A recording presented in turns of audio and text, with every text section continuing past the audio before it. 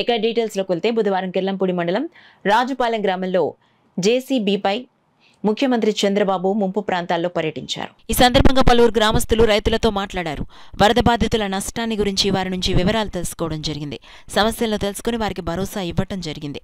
రాజుపాలెం గ్రామాన్ని పరిశీలించిన అనంతరం గ్రామస్తులతో ముఖ్యమంత్రి నారా చంద్రబాబు నాయుడు సమావేశమయ్యారు. పర్యటనలో భాగంగా వరద ముంపు బాధితుల ఇంటికి వెళ్లి వారితో సీఎం సంభాషించారు.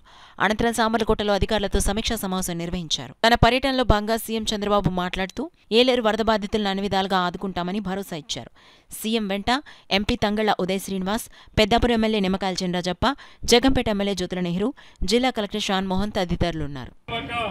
పిల్లల్ని కాపాడుకోవడానికి చిన్న పిల్లల్ని తీసుకొని భార్యను కూడా వదిలిపెట్టి బయట వచ్చే పరిస్థితి వచ్చారు.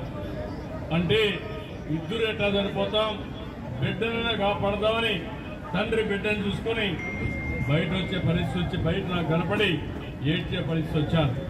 ఇవన్నిటికి కారణం ప్రకృతి చిన్న చూపు చూసింది. కానీ నాయకుల యొక్క పాపాలు, ఆనాటి నాయకులు చేసే తప్పులు ఇప్పుడు పాపాలుగా మారే పరిస్థితి వచ్చింది.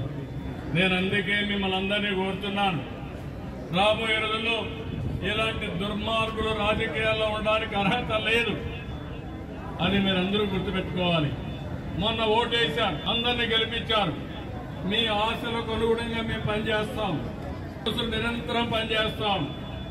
మేము ప్రజల మీద పెత్తందారులు కాదు, ప్రజాసేవకులుగానే ఉంటాం.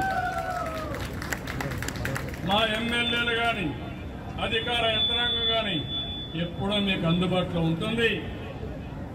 ఒక ఇబ్బంది వచ్చినా, మామూలు సమయమైనా మీ మంచి కోసమే పనిచేస్తాం.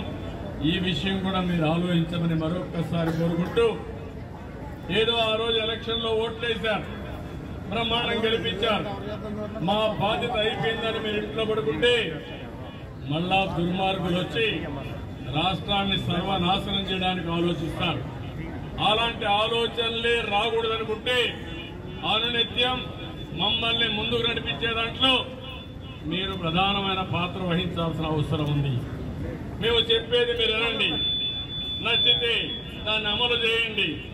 ఓసారి మీ ఇబ్బంది ఉంటే ఆ ఇబ్బంది కూడా నిర్మోహమాటంగా మీరు చెప్పండి, అది కూడా నేను కరెక్ట్ చేసుకొని తద్వారా మంచి నిర్ణయాలు చేస్తాం. రేపు రాబోయే రోజుల్లో నేను ఎప్పటికప్పుడు మీకు అందరికీ ఒక యాప్ డెవలప్ చేస్తున్నా. మీ అందరికి కూడా మీ సెల్ ఫోన్ నెంబర్కి ఒక మెసేజ్ వస్తుంది. మీరు దానికి సమాధానం చెప్తే నేరుగా నాకే వస్తుంది. దానిపైన నేను చర్యలు తీసుకునే అవకాశం వస్తుంది.